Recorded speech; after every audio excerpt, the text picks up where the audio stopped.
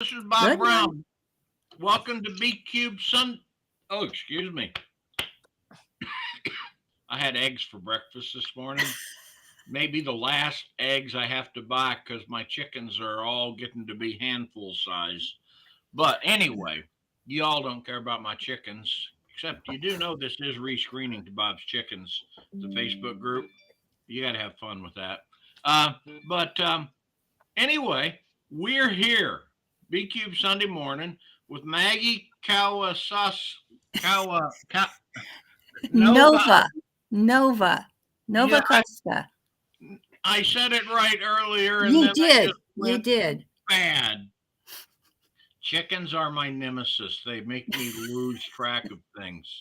Um, and we have now. I met Maggie many years ago at a Rainforest Riders Retreat, and we chatted casually and everything for a while. And then I asked her a question. What was that question I asked you down in Westercon? Oh, well, we were talking about women's reactions to the current events, I think. Yeah, Now, I was it? think I asked you if you had a feminist bent. Oh, well, I grew up with somebody we used to call the original suffragette. That Yeah, was my mother. and I loved your response. It was just so cool What because was it? the because what we've got here, and also Sarah. Sarah, I've known Yes, for ever since I invited her to RadCon one time, and you did. she kept coming, and it has always been a pleasure. And you've got a new book out. I do. It came out in March. It's my debut novel. It's called The Bone Orchard. It's a gothic mystery novel. It is. I'm looking forward to the Audible version. It is out. It is absolutely glorious. The narrator did a Really? spectacular job. Yep. I have 2 credits. Yay. You know what that means? I have been bemoaning the fact that I've got like 500 audiobooks, so I really do listen to audio books a lot. But it's sometimes hard to find a new one that's I good. can't. Yeah. I can't speak highly enough of my narrator, Elle Potter. She was amazing. Really? Yeah. I will tell you, that is good because the narrator that I had for my first audiobook, um, as one of the reviewers said before giving her a 1, said it sounds like Garfield the cat smoked a pound of pot. That's less than good. Yeah. Yeah, it was terrible. She changed the names of my characters. Ooh. Yeah, Ooh. during from beginning to end. Um, and whenever she had to do an accent, it was always Boris and Natasha. Um, of No, this one's much better than that, fortunately. Oh, thank God, because I'm glad you got one, a good No, one. I have to say, Tor and Macmillan found me a really. They sent me 3 choices. They were all good choices. Like all 3 were perfectly capable of doing the book, but it's sometimes you hear someone and you think, yes, that's exactly right. So I was incredibly lucky. That is good. Now, you see Maggie and Sarah on screen, and good morning to y'all. Hey, Andrew, how come you're not writing right now? You owe me a story. Um, but writers get no respect. They, especially when they're on their editors' um, podcast. Dreams. But Yep. there is a person you don't see here today. Her name is Phyllis Simpson. And I need you guys to tell me, can you hear Phyllis when she talks? Can you hear me? Yes. Yes. Tell us about yourself, Phyllis. Tell you what? Tell you my story? Okay, well, yeah, this is great. Okay, I'll give you the lead in.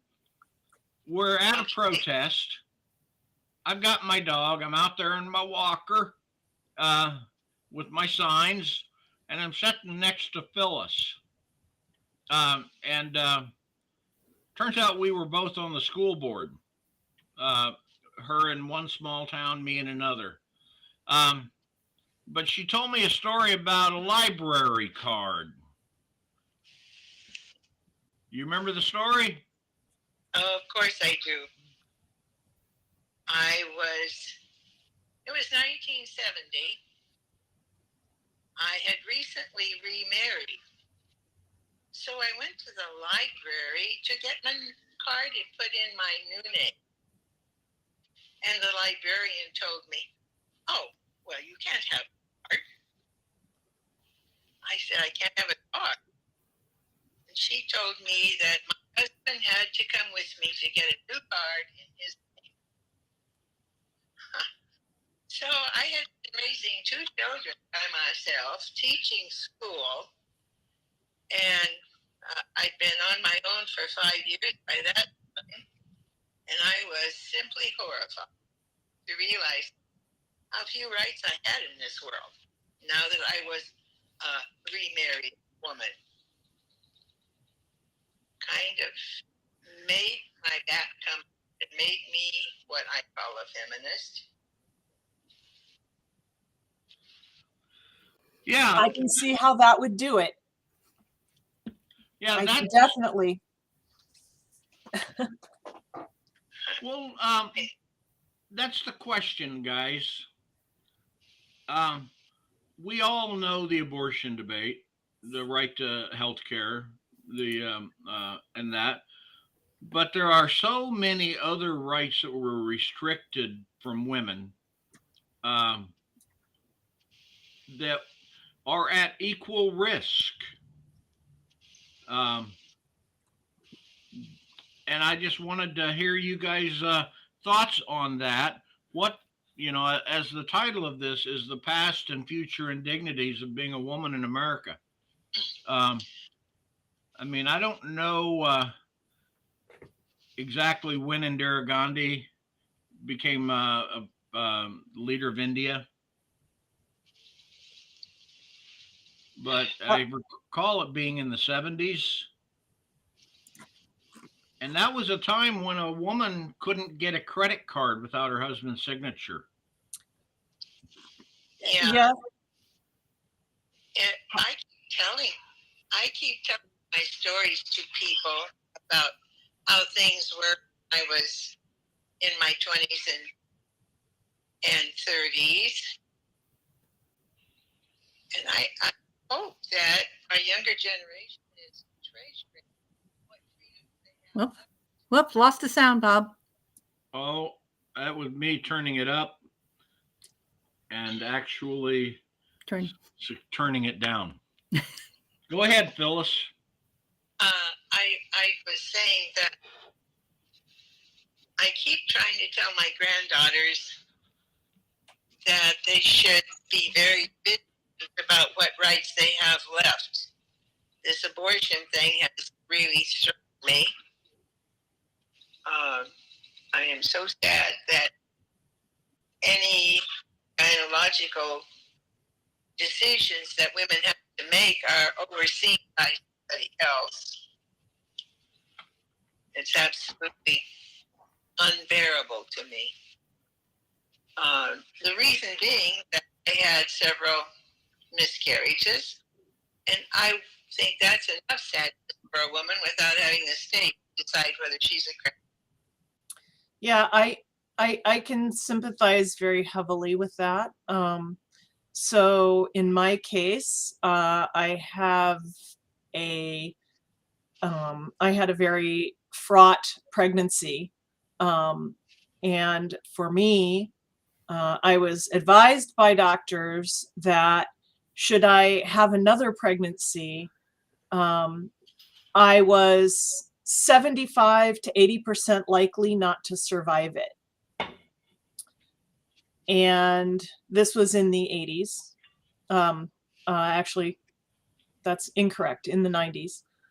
And I still had to argue with insurance companies, etc., for the protection of having a tubal ligation, which effectively is sterilization for women. It's just like getting snipped if you're a dude.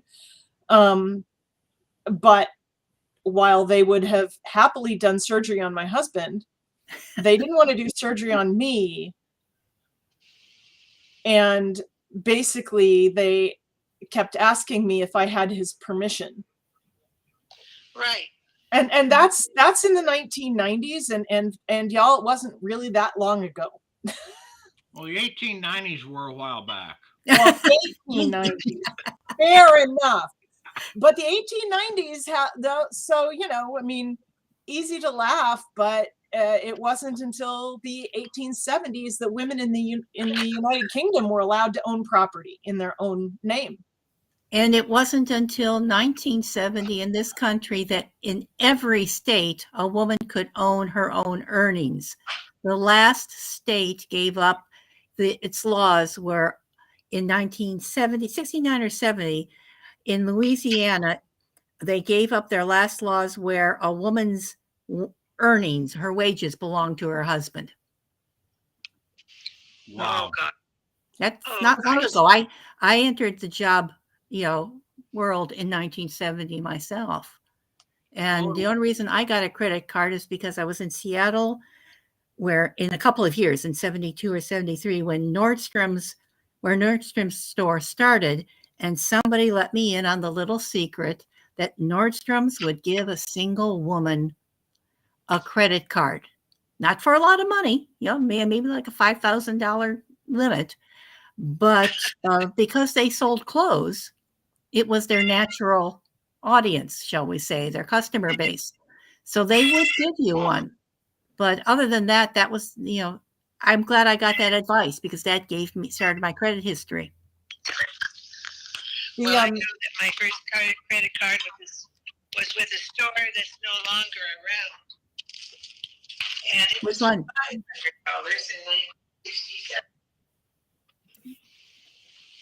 Oh, yeah, my mother used to tell the story to basically anyone who would sit still, because she was so offended by this, and I mean, she was trying to get a divorce from her first husband in the early 1960s, and her father, who was not living in the same state at the time, she was in Wisconsin, and he was living in Mississippi, and he came to visit, and before he went home, he went to the bank to see a friend of his who worked at the bank, and he passed him a large manila envelope, and it was labeled Annie. My mother's name was Anne. And he said, if Annie ever comes in and asks you for this, you just give it to her. And the friend, being a very good friend indeed, put the manila envelope in the bottom of his drawer. And eventually my mother came and asked for that envelope because her spouse at the time was massively abusive, and she literally did not have the money to leave him.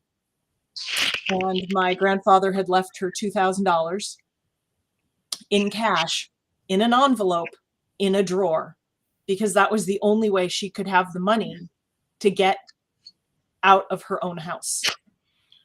Here's one for you. You mentioned divorce. If you're pregnant in Missouri today, you cannot get a divorce.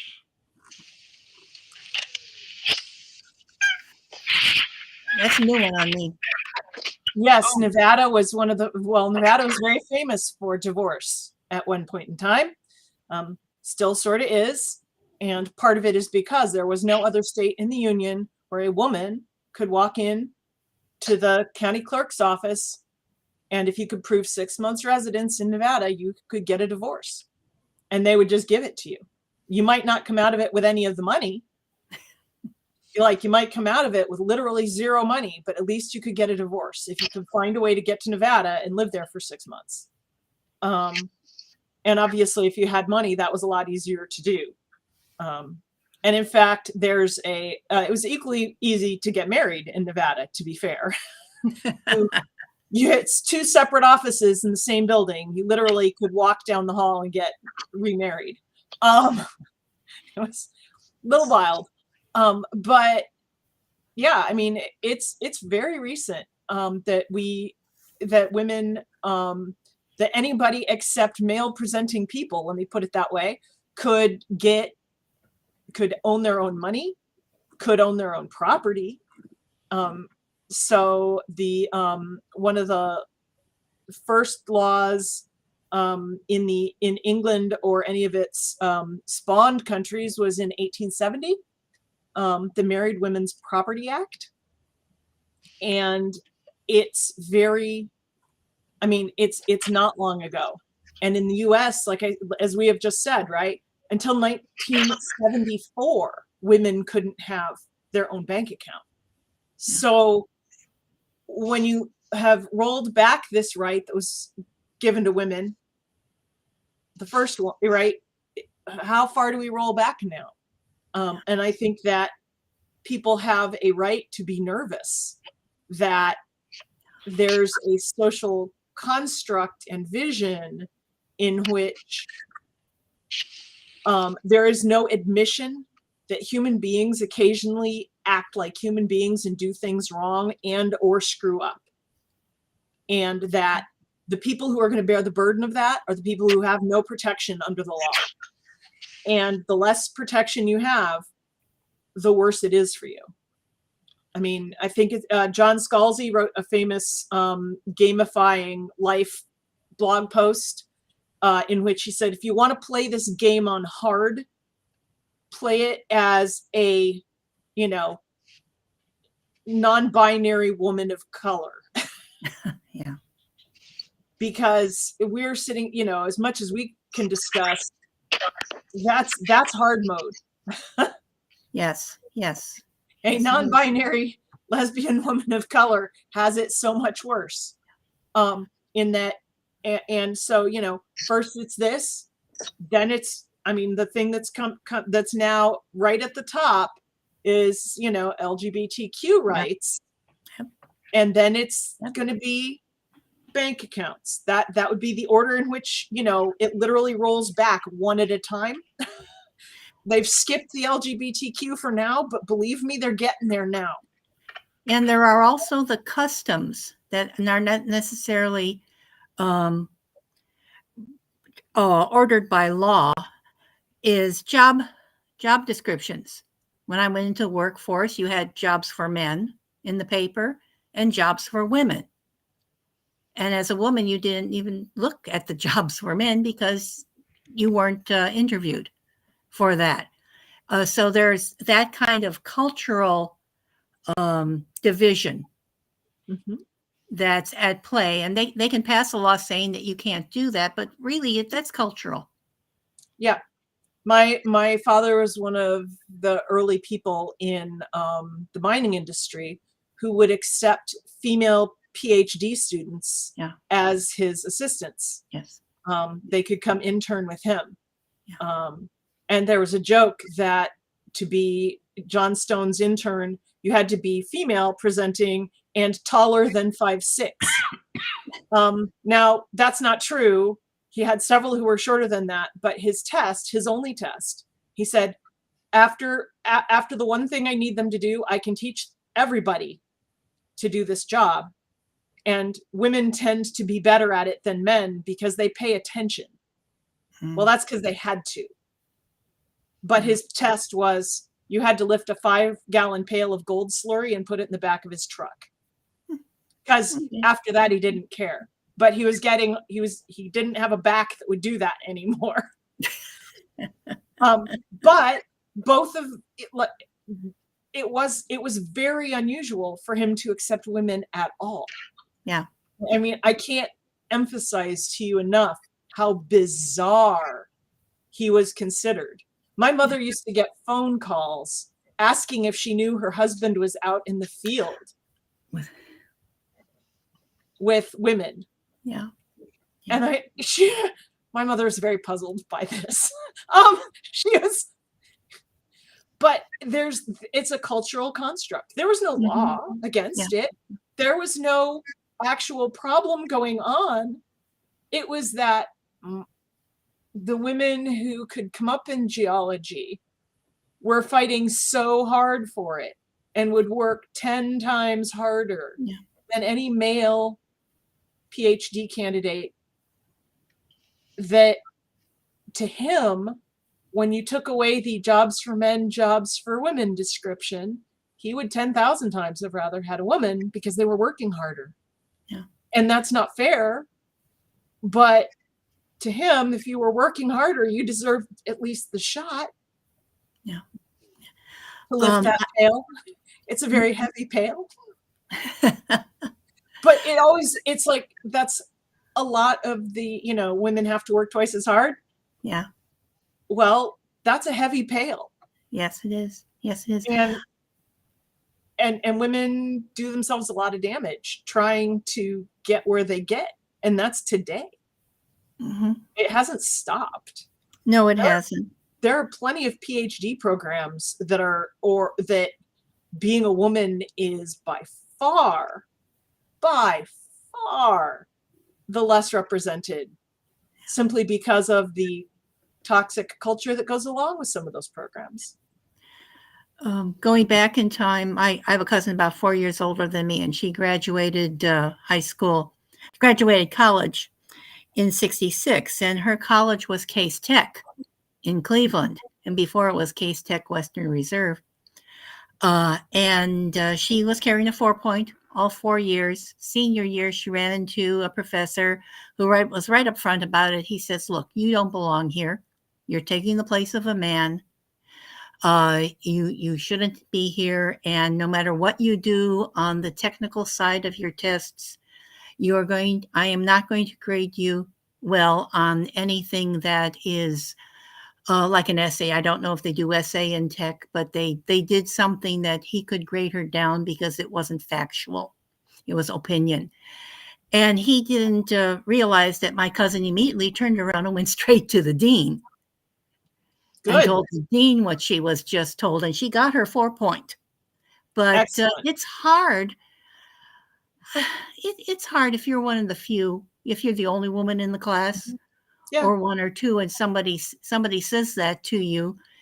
What do? You go to hopefully you have the moxie to go to the dean. I mean, as Marie says, even if you only work equally hard, you do deserve the shot. But a lot of people don't have that moxie, even though they're good workers. When I was a lead at Boeing, and we had one guy who was very fond of barring women's ways in the hall when they went down the hall to go to the bathroom. And he wouldn't let them pass until they touched him or something like that. It all depended on who it was. And finally, one young woman came and told me that he was doing this. And I said, fine, supervisor's down the hall today. Let's go. And she said, oh, no, I can't do that. And I'm going, say what? She says, but that would be telling on him. She'd get razzed about it. People wouldn't like me.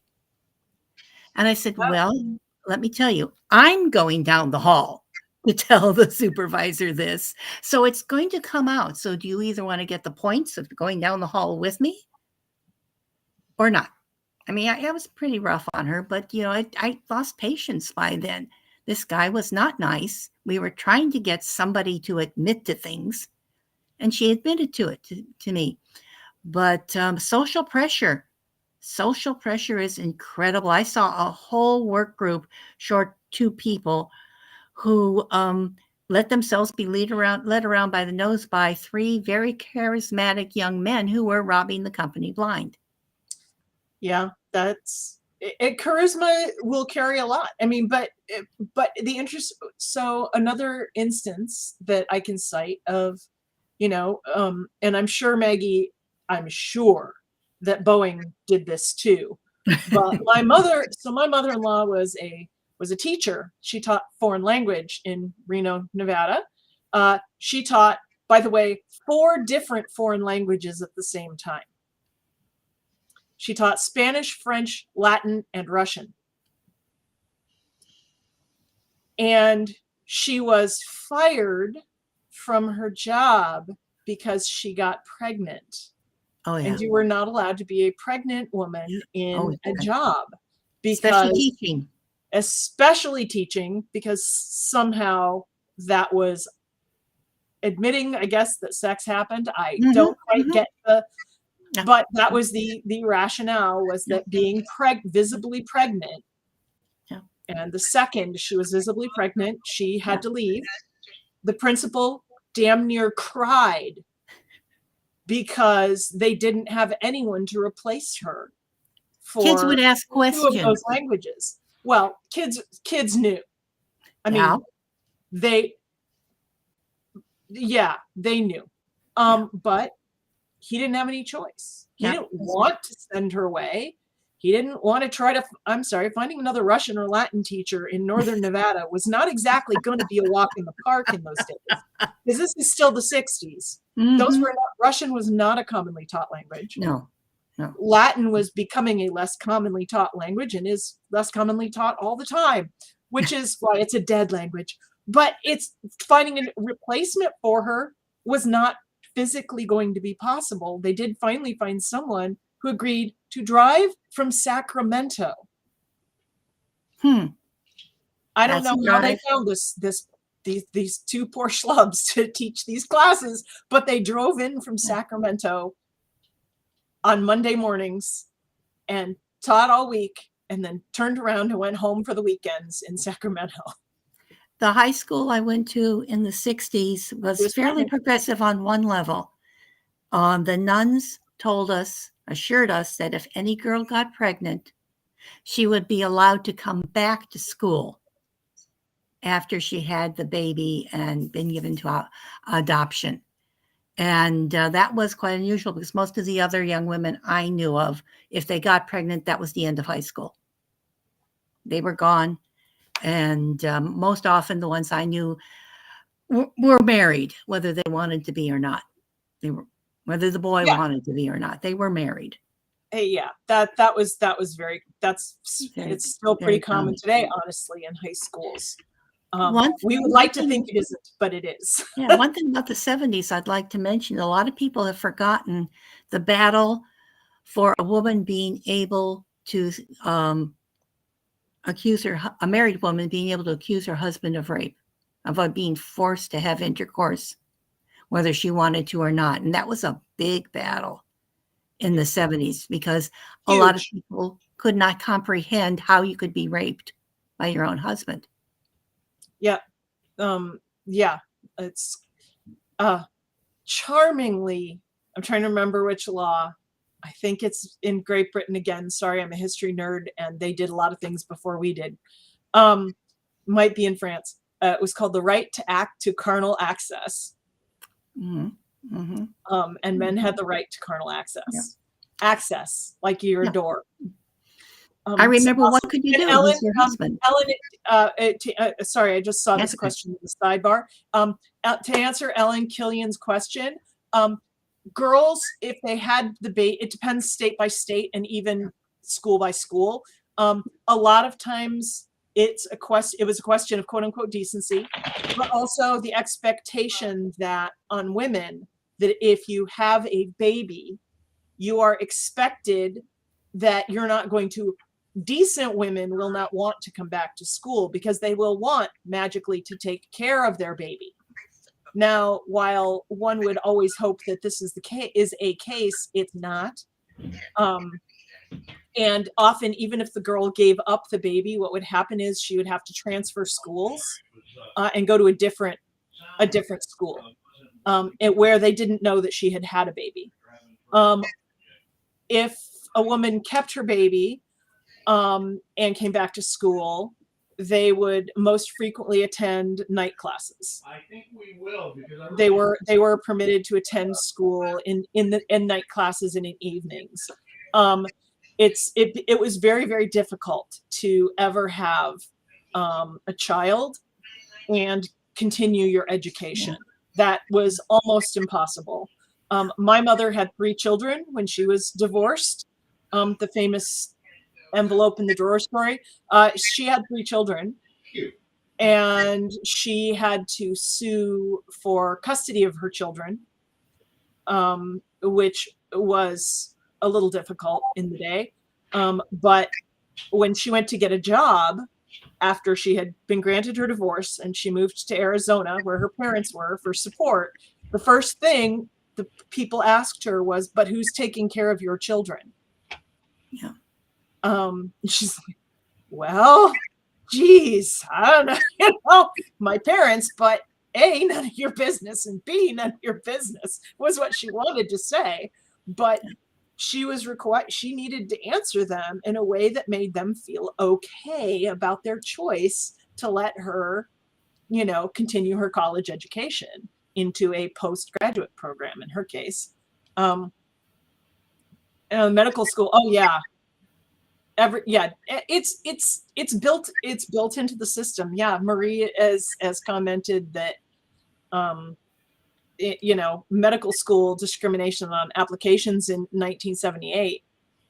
And weirdly, there's still the impression that there are too many women in medicine now. And so yeah, it's a whole thing. It's a lot.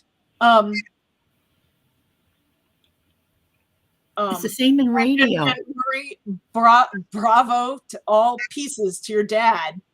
Yeah. That saying she should just keep applying until she got a spot. Yes. Because that's kind of how you have to do when you're looking for a job. Keep applying until you get a spot.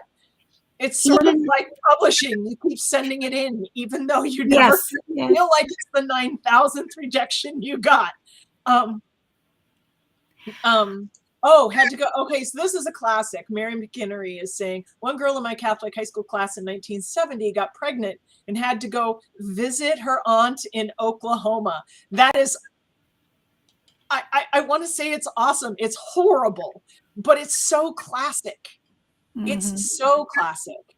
And part of it is very much our take, but it's about what we envision family structure to be like and what we envision a woman's or a man's, to be fair, or anyone's duty to a child that they have, and how we envision a nuclear family, which is really, really recent, I should add. Yes. Yes. Super recent. Yes.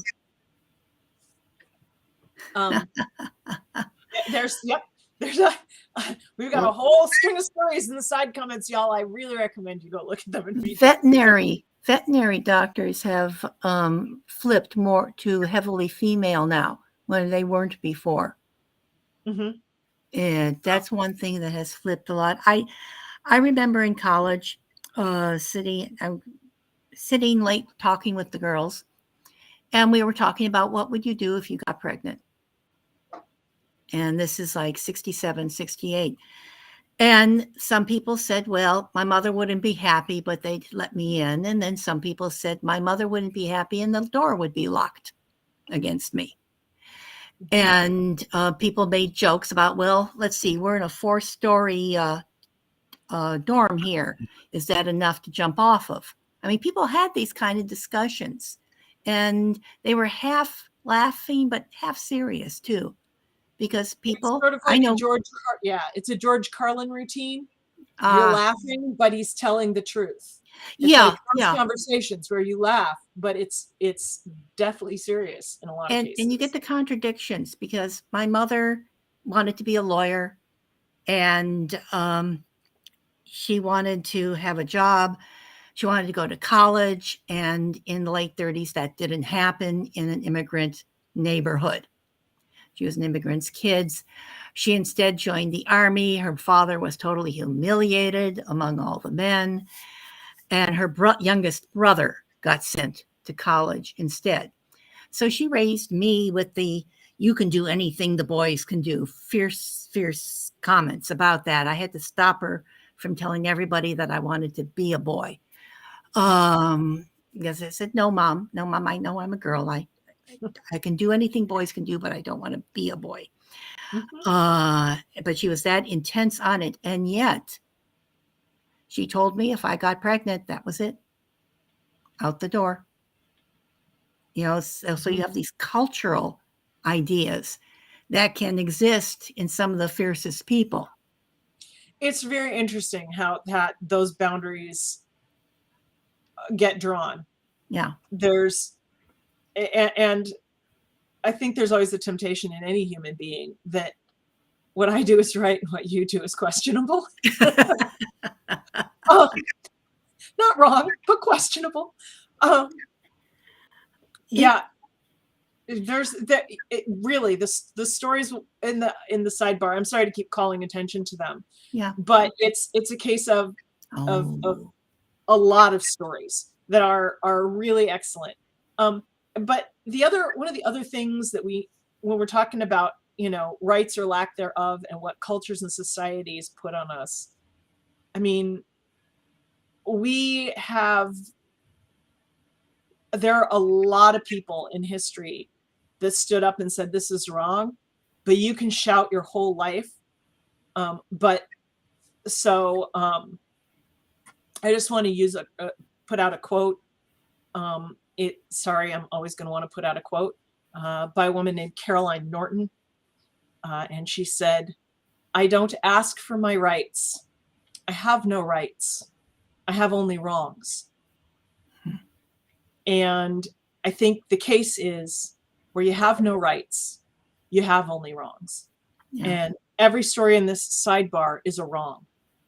In case you're wondering, all those are wrongs that have been done to someone. I mean, we talk about the instances, but there's a hard, bright line about this is wrong. Yeah. And it's not that people don't know that. The revolution in France set back women's rights, interestingly, then gave them to them again, and then took them away again when the monarchy was restored. So there's a lot of fluctuation in the law, but that doesn't make these not wrongs. One of the words you're using is gave, and there's still the idea that they can give us our rights. They have to grant it to us. They have to grant when it to isn't. us. Yes, that's a good point. No, that's I'd like to tell at the con where Bob and I were at. We were at Westercon a couple of weeks ago, and I had a number of men I had this wonderful discussions with, but a couple of them stood out by gentlemen who had grown up with mothers like mine who read science fiction, in the early days. And my mother bought me the Golden Book of Astronomy before she bought me any other book. I was supposed to be the first woman on Mars. The moon. Mars was too far away then, the moon. But the men were saying, well, gee, my mother read science fiction. My sisters read science fiction. They got me into Star Trek. And I'm still hearing all these other stories. I thought they were just people exaggerating, because I knew women who did this. And, if you knew people who were fair and such, it's easy to think the whole world is. Yeah, if what you are exposed to is it's water that you swim in, and you assume the whole world is like that. Yeah. And that's your base, right? Yes. Whether you want it to be or not, it's your base of comparison. Yeah, and because of the Supreme Court ruling, they were hearing suddenly an awful lot from women that they hadn't heard before, who are finally talking about it, who are finally angry enough about it, and they were surprised. And these were nice guys, they thought about things, but they were surprised. They just never really heard. The words may have been said, but they didn't hear what was being said, because their personal experiences were such. And that leads me to, at Boeing, we had the old crew. And when I went to work at Boeing, we still had a lot of guys who, shall we say, worked on the moon missions in the late 60s. Very old crowd. And it took us a while to shake them down, to convince them that they really wanted to retire, or to convince their bosses to convince them that they really wanted to retire. And I have a lot of ugly stories. But the one thing we noticed was the young men coming up right underneath them. They learned from watching the old men who were being up front, straight up front about the wanting to kiss every new woman who came to work there, and making jokes that were really quite crude. But the young men, it all went underground, or shall we say, under the surface of the water. Then the prejudices were still there, but nobody was overt about them. Well, that's yeah, and we still talk about going to a woman doctor. Yes. It's only now in the last 20 years, that's vanishingly small period of time in human history, that people have simply talked about going to the doctor. Not that being a woman in the field was not an exception.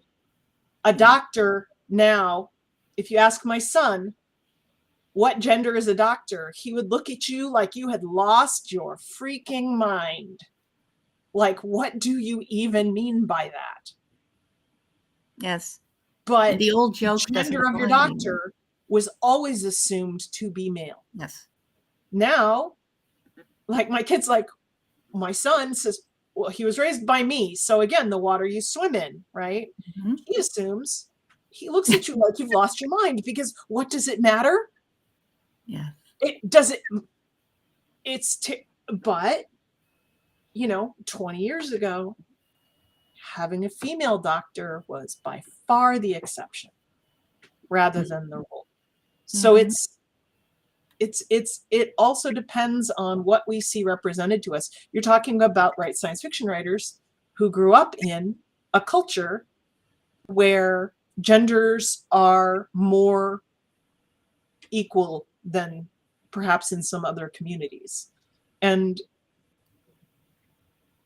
even then, old science fiction, even though women come to science fiction, but if you look to old science fiction, I mean, the instances of women occurring in science fiction books were very rare.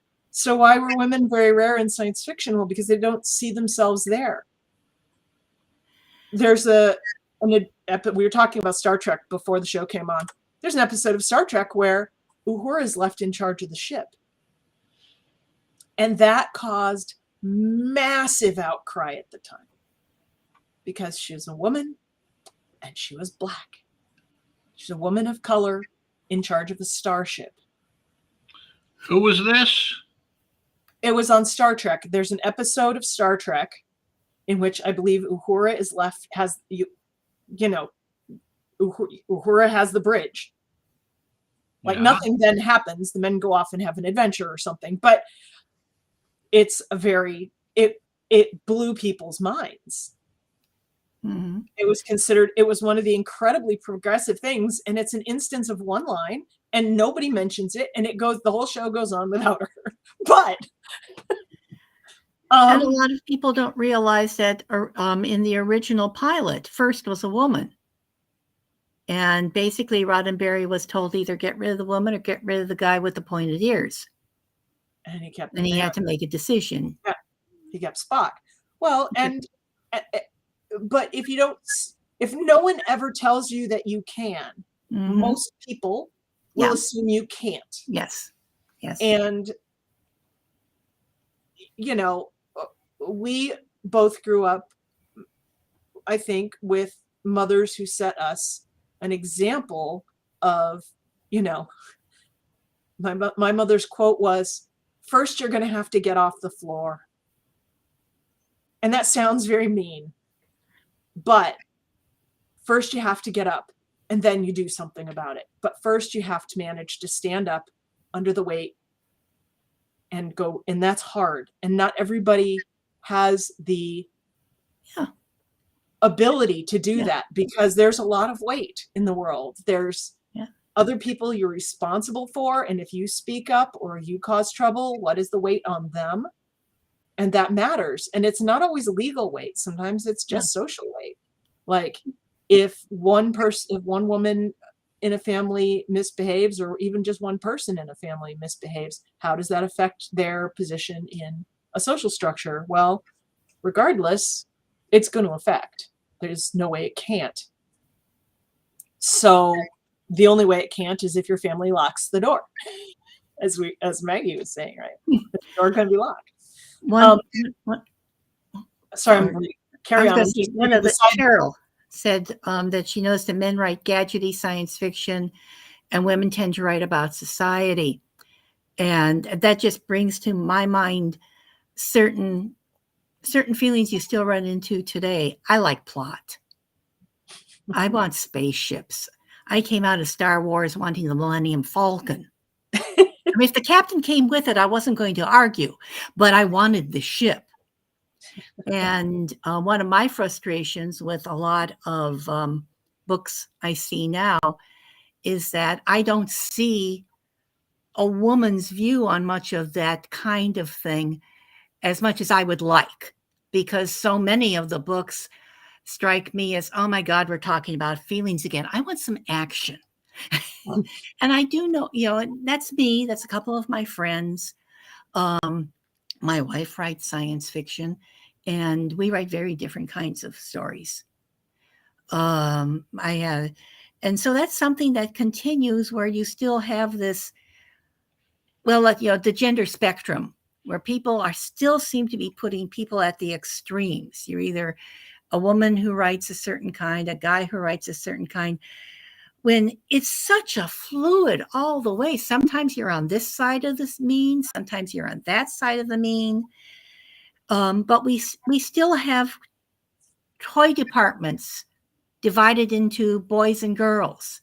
They didn't have that when I was growing up. Yes, there were toys that boys liked, and yes, there were toys that girls tended to gravitate, but there wasn't this blue section and pink section. I sometimes wonder if that's a reaction against the 70s and such. I do think it may be. It's very interesting. You're right. I mean, that has gotten a lot more gendered. My son caused a minor incident in a toy store once because Disney had a series called Buzz Lightyear. It was an animated series on TV, and he wanted the whole team, and the team included a woman. Because there's always the token woman in the cast of kids shows. Yes. And we went to the Disney store, and they had every single figure except the woman. And the lady, the sales lady, said they don't make that figure. And my son looked at her and said loudly, because he had no indoor voice, "Well, that's stupid. I don't want these. If I can't have the whole team, I don't even want these." And she kind of looked at me. I said, "I don't know, but you could start by also explaining to me the pink princess vacuum cleaner you've got over there." Yeah. And she just looked at me. She said, "Yeah, they didn't ask me about that." And I said, "You can tell them I asked, though." And she said, "I'll tell them." There was, as late as the last 10 years, a problem with one of the Star Wars toy sets that came out that didn't include Rey, the main character of the last trilogy. No, it's like, unless you notice, right? Unless you go, hey. And the other thing is, the people who sell the toys, again, right? They're not in a position of the power in this situation. So should people run into this situation, I just want to say, the salespeople can't help you, but you can help them. And the way you help them is by writing to the companies and telling them this. Use their fill out forms. And it takes time out of your day. They're annoying letters to write. They always piss me off. But do go write them, because they do eventually matter. If there's enough pressure, they'll shift. But it's also a matter of, if we don't show people in the full spectrum of, everybody, if everybody's not there, everybody doesn't imagine they can get there. And sometimes you really need a boost. Help other people lift the bucket, you guys. Help other people lift the pail.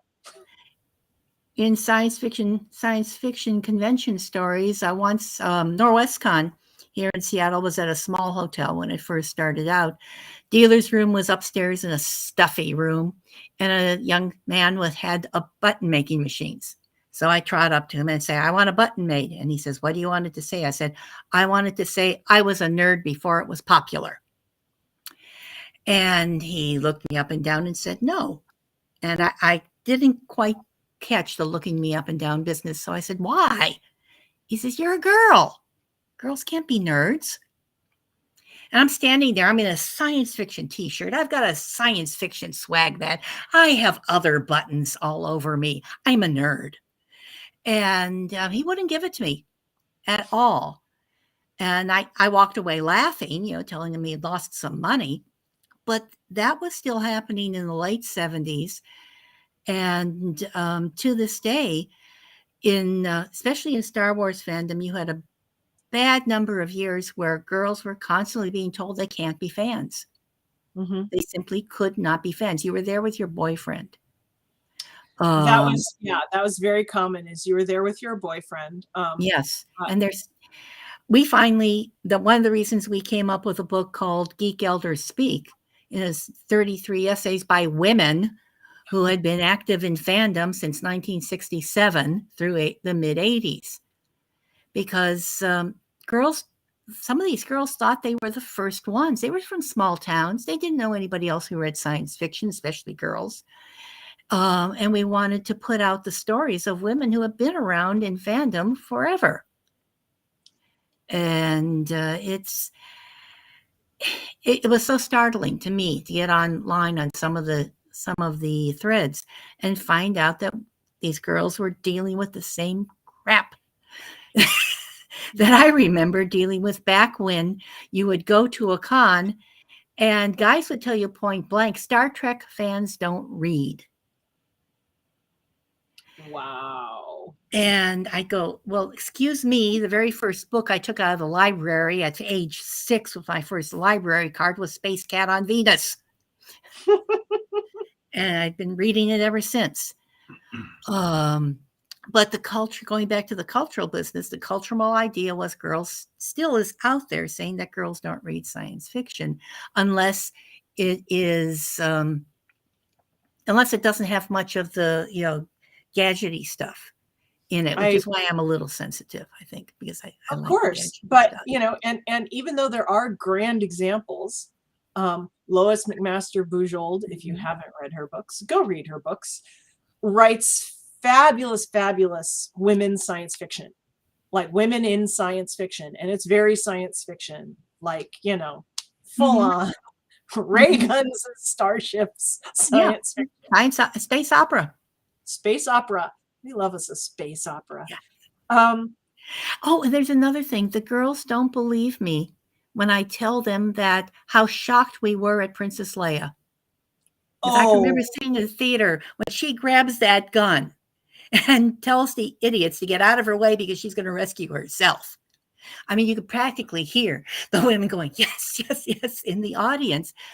And I try to explain, because they complained that Princess Leia is she's a princess. I said, no, you don't understand.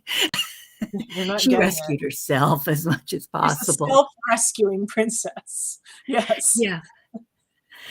She got the boy. But it's a different, the paradigm shifted a great deal in the late 70s from the women being rescued and having a secondary role.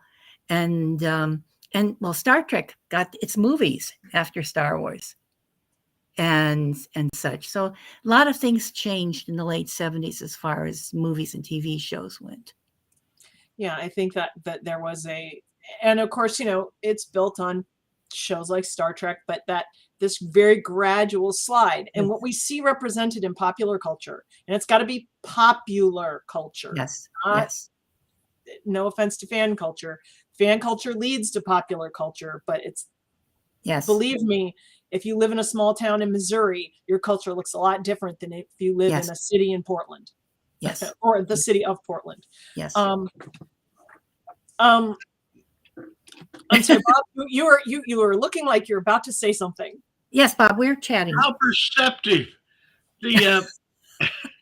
No, I am so thrilled that you guys have joined us this morning, and I hope that people have got the realization from listening to you that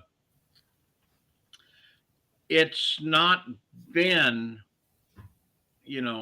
what we take for granted or what my daughter took for granted as the world she was growing up in, she's, now or 5 years ago is not the same now.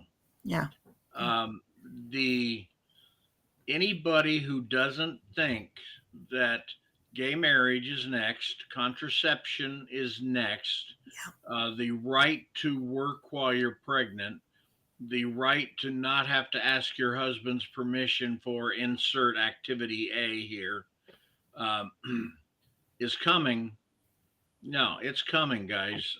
I believe. I mean, that's just me. No. But I No, believe.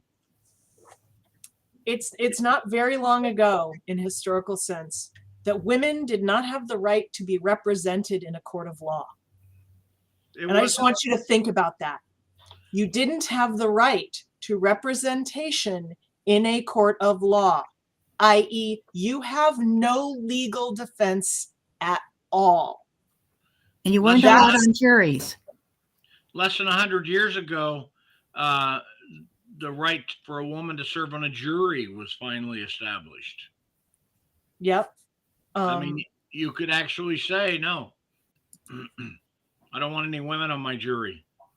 Which probably pretty good if you're accused of child or of spousal abuse. But yeah, one of the greatest pride I have in my family history is that my great grandfather, he died not too long after getting out of prison when him and three of his buddies shot a fella.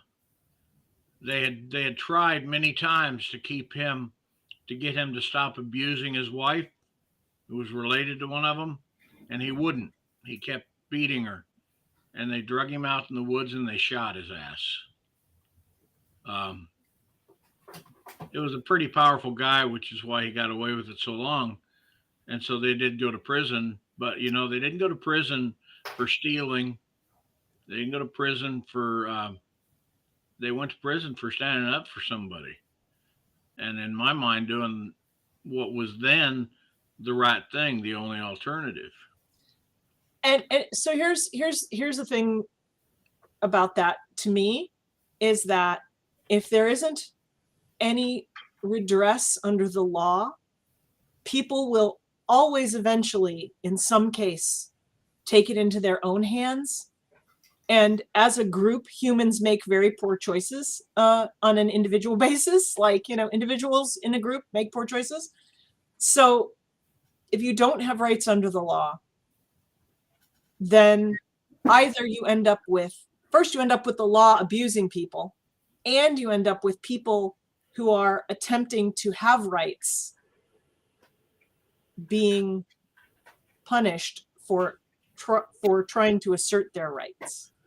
I know, in a perfect Or having to appeal to outside sources for vigilantism.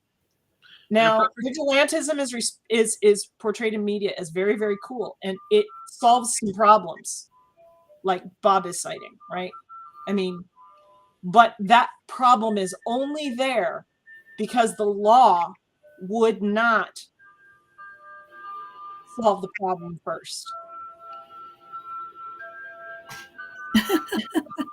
Well, we're at that point now where we've got just a couple minutes left. Okay, and I know I burned some of it with my great grandfather's story, but That's okay. It's a valid story. But the reality of it is that I don't. I try to avoid using the phrase "granting a woman the right." I prefer to use recognizing the woman's right. Yes, and that's my habits of speech should be the clarion call. But that it's a habit of speech. Yeah. It's so ingrained. Yes. Yeah, and so recognizing, not granting, absolutely. Yes. Now, I thank you guys for for joining me here on this. The next week we have got back on the last Sunday, we have Jim Wright and David Gerald. You guys all know Jim Wright and David Gerald. There are never two people that are more fun to let them go. In fact, you two are have given me just as much joy. You notice I kept my big mouth shut for the most part. I can do that when people are carrying the conversation. They're making the points. They're going from A to B to C to D. You know, you guys did a good job, and thank you so much Thank you, Bob. for being here. And Thank you for introducing us, because this Yes, yes. this was great. And thanks to all the posters, because it's been great reading the comments. Absolutely fabulous. we will have you guys back if you are willing to come back. Always. Oh, okay. Then I'll tell you what, I'm going to end this stream here because it's time, and Phyllis will find a way to join us. We had a third member, and Phyllis wanted me to tell this story. She was told she had to quit teaching in 1970 when she got pregnant. Mm-hmm. Mhm. And when 1972 came around, they let her come back. And that just pissed her off. I mean, it did. And I feel can so, well imagine. Yeah. I imagine. So you guys will get a chance. I know that we're going to get that tech issue she was facing resolved, but she is responsible for this episode for her telling me that story about the library card while we're sitting out beside the road protesting, you know. And I'm so sorry she was not able to join Yes, us, because yes. Phyllis is it would be, I mean, each of you bring another side of the dice, so to speak, to the issue, and she brings her own too. Mm-hmm. And but all of you are I believe of the same point that, you know, guys, this can't stand. If this stands, if we go back down this hole in our American society, it'll be an irrecoverable error. And It'll take a while. I was going to say, this is where I'm going to tell you that it is really hard to vote in some states, but please, please, please, please. Yes. And I'm not going to say vote as a general blanket. I'm going to say, you know, all those tiny local elections for things like your county commissioner. Yes. Guess who certifies voting? Your county commissioner. So do your homework on your local elections, please. Your local elections are going to matter a lot. They always have. We just didn't, as a world, as a country, we don't recognize that those are really important. But that's the only way to get a trickle up. There's no trickle down. So please, those elections, your school board elections, State legislatures. I know it takes time. I know it's annoying. Please. Yes. Please do, guys. I spent 12 years on the school board in our local town. Phyllis, like I said, she spent time on the school board. You would be amazed the kind of opportunities you have to do the right thing on a school board that you think, gosh, isn't this all been decided before? Aren't we living in a better world than this? But no, they still come up, and you have the differences to make in people's lives. So get out, run, vote, but just get engaged in your community. Now, that said, everybody say goodbye. Bye-bye.